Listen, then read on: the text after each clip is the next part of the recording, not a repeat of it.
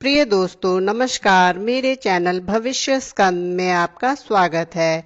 दोस्तों आज हम पितृपक्ष कब से शुरू है, इसका महत्व, पौराणिक कथा और कुछ खास सी जानकारी आपको देंगे।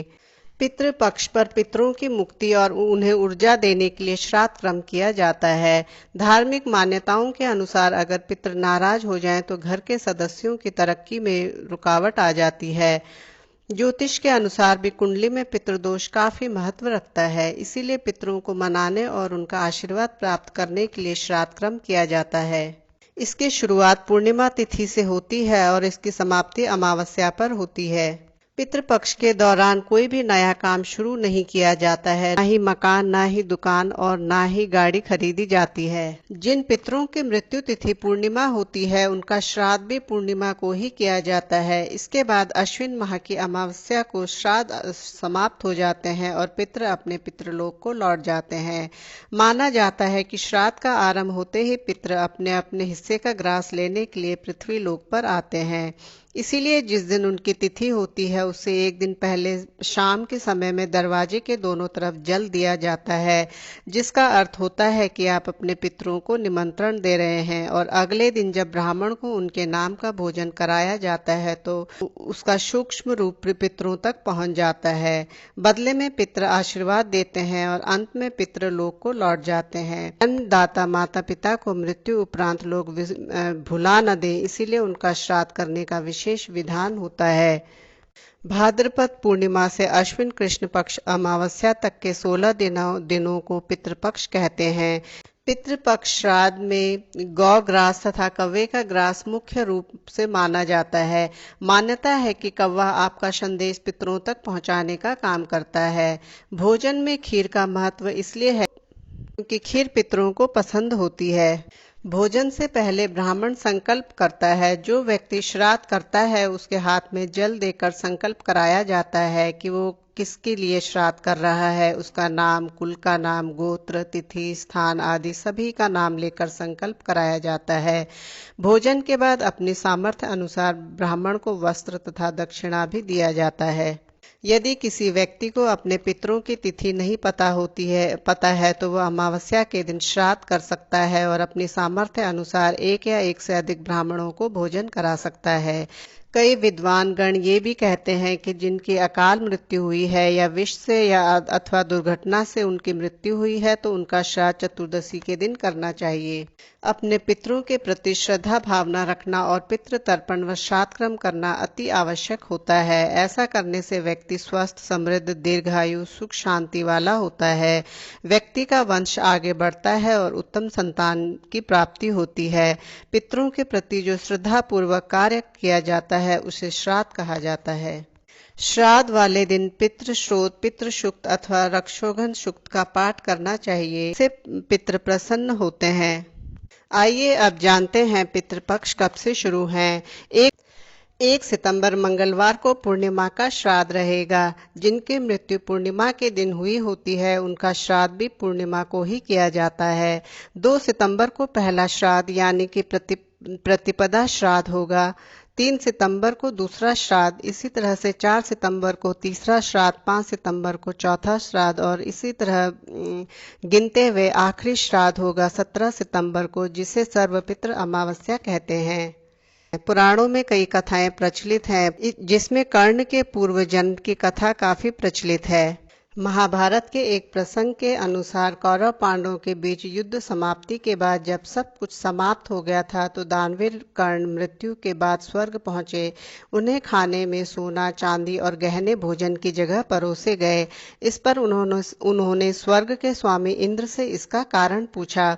इस पर इंद्र ने कर्ण को बताया कि पूरे जीवन में उन्होंने सोने, चांदी और हीरों का ही दान किया, भोजन का दान उन्होंने नहीं किया। कर्ण ने इसके उत्तर में कहा कि उन्हें अपने पूर्वजों के बारे में कोई ज्ञान नहीं था। पूर्वजों के नाम पर भोजन दिया जाता है ऐसा ज्ञान उन्हें नहीं था, तब वह ऐसा करने में असमर्थ रहे। तब इंद्र ने कर्ण को पृथ्वी पर वापस जाने के लिए सलाह दी। जब उन्होंने इन्हीं 16 दिनों के दौरान भोजन दान दिया तथा अपने पूर्वजों का तर्पण किया और इस प्रकार दानवीर कर्ण, पितृकर्ण ऋण से मुक्त हो गए। पितरों के लिए श्रद्धा से किया गया तर्पण, पिंड तथा दान को ही श्राद्ध कहते हैं। वैसे तो अमावस्या के दिन भी पितरों की शांति की जा सकती है, लेकिन पितृपक्ष में श्राद्ध करने का अपना अलग ही महत्व है। जिन व्यक्तियों को अपने पूर्वजों की पुण्यतिथि का सही तारीख या दिन नहीं पता होता है, वे लोग आखिरी दिन यानी कि सर्व पितृ अमावस्या के दिन उन्हें श्रद्धांजलि और भोजन अर्पित कर सकते हैं। पितृपक्ष को श्राद्ध पक्ष, कनागत, महालय पक्ष, सर्व पितृ अमावस्या, महालय अमावस्या, अपरा पक्ष, पितृ अमावस्या आदि नामों से जाना जाता है। हिंदू धर्म में सर्वमान्य श्री रामचरित में श्री राम के द्वारा श्री दशरथ और जटायु को गोदावरी नदी पर जलांजलि देने का उल्लेख भी मिलता है और भरत जी के द्वारा दशरथ हेतु दशगात्र विधान का उल्लेख तुलसी रामायण में मिलता है। भारतीय धर्म ग्रंथों के अनुसार मनुष्य पर 3 प्रकार के ऋण प्रमुख माने गए हैं: पितृ ऋण, देव ऋण तथा ऋषि ऋण। इनमें पितृ ऋण सर्वोपरि है। पितृ ऋण में पिता के अतिरिक्त माता तथा वे सब बुजुर्ग भी सम्मिलित है जिन्होंने हमें अपना जीवन धारण करने का तथा उसका विकास करने में सहयोग दिया है। पितृपक्ष में लोग संयम का जीवन जीते हैं। पितरों को स्मरण करके जल चढ़ाते हैं, निर्धनों और ब्राह्मणों को दान दिया जाता है। पितृपक्ष में प्रत्येक परिवार में मृत माता पिता का श्राद्ध किया जाता है। अपने पितरों को तिल मिश्रित जल की 3-3 अंजलियां प्रदान करते हैं। उनके जन्म से तर्पण के दिन तक के पापों का नाश हो जाता है। पितृपक्ष में 3 पीढ़ियों तक के पिता पक्ष के तथा 3 पीढ़ियों तक के माता पक्ष के पूर्वजों के लिए तर्पण किया जाता है। इन्हीं को पितृ कहते हैं। दिव्य पितृ तर्पण, देव तर्पण, ऋषि तर्पण और दिव्य मनुष्य तर्पण के पश्चात ही स्वयं पितृ तर्पण किया जाता है।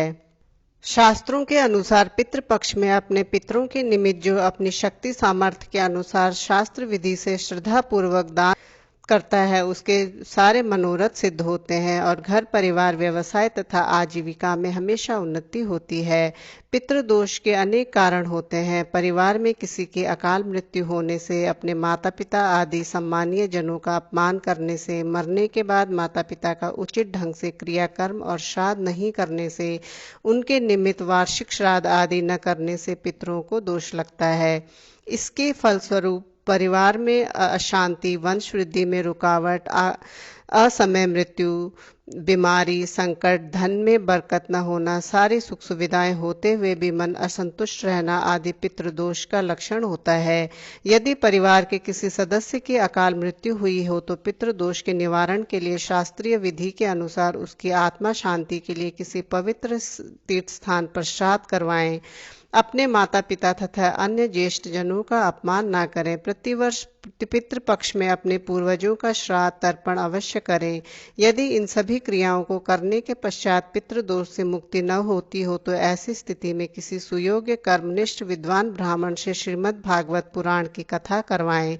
वैसे श्रीमद् भागवत पुराण की कथा कोई भी श्रद्धालु पुरुष अपने पितरों की आत्म शांति के लिए करवा सकता है। इसमें विशेष पुण्य फल की प्राप्ति होती है।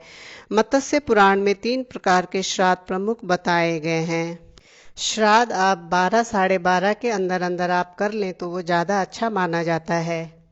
यदि आप मंदिर नहीं जा पा रहे हैं या पंडित घर पर नहीं बुला पा रहे हैं और आपको ज्ञान भी नहीं है कि कैसे पितरों को अन्न व जल दिया जाए, तो आइए अब हम आपको आसान विधि द्वारा बताते हैं कि कैसे आप घर पर रहकर इसे कर सकते हैं सादे तरीके से। श्राद्ध में सफ़ेद फूलों का ही प्रयोग करें। श्राद्ध करने के लिए दूध, गंगाजल, शहद, सफ़ेद कपड़े आदि इस्तेमाल करें। दक्षिण दिशा की ओर मुंह करके बैठ जाएं और सामने पितरों की फोटो रखें और उनके आगे धूप बत्ती करें और दिया जलाएं। एक स्टील के लोटे में काले तिल, गाय का कच्चा दूध, गंगाजल और पानी डालें। उस जल को दोनों हाथों में भरकर सीधे हाथ के अंगूठे से उसी बर्तन में गिराएं। इस तरह आप इसे 11 बार करते हुए पितरों का ध्यान करें और हो सके तो इस मंत्र को बोलें, ओम पितृभ्यो नमः, ओम पितृभ्यो नमः, ओम पितृभ्यो नमः। आप ओम पितराय नमः भी बोल सकते हैं। एक आसान विधि और भी है। सबसे पहले आप खीर, पूरी, सब्जी अपने सामर्थ्य के अनुसार बना लें। गाय, कुत्ते और कौवे के लिए अलग निकाल कर रख लें। उसके बाद गाय के गोबर का कंडा लें और उसे जला लें। अग्नि प्रज्वलित कंडे को शुद्ध स्थान में किसी बर्तन में रखकर खीर से 3 आहुति दे दें। उसके पास में ही 1 लोटा जल का भर कर रख दें। इसके बाद इसे दूसरे दिन किसी वृक्ष की जड़ में डाल दें और गाय कुत्ते कौवे का जो ग्रास है उसे आप निकाल कर उन्हें दे दें। उसके बाद किसी ब्राह्मण को सूखा अनाज और दक्षिणा दे दें, क्योंकि अभी ऐसे हालात नहीं हैं कि आप बाहर निकल पाएं। तो दोस्तों, ये था पितृपक्ष के बारे में कुछ खास जानकारी। यदि आप हमारी वीडियो पहली बार देख रहे हैं तो हमारे चैनल को सब्सक्राइब करें। आपको हमारी लेटेस्ट अपडेट्स मिलती रहे, इसके लिए बेल आइकन को भी अवश्य दबाएं। यदि आपको ये वीडियो पसंद आया हो तो लाइक और शेयर करना ना भूलें। बने रहिए हमारे चैनल के साथ, यूं ही देखते रहें और अपने मित्रों, परिचितों और करीबियों को देखने के लिए प्रेरित करें। हम फिर हाजिर होंगे। तब तक घर पर रहें, व्यस्त रहें, स्वस्थ रहें, मस्त रहें और हमें सुनते रहें। धन्यवाद।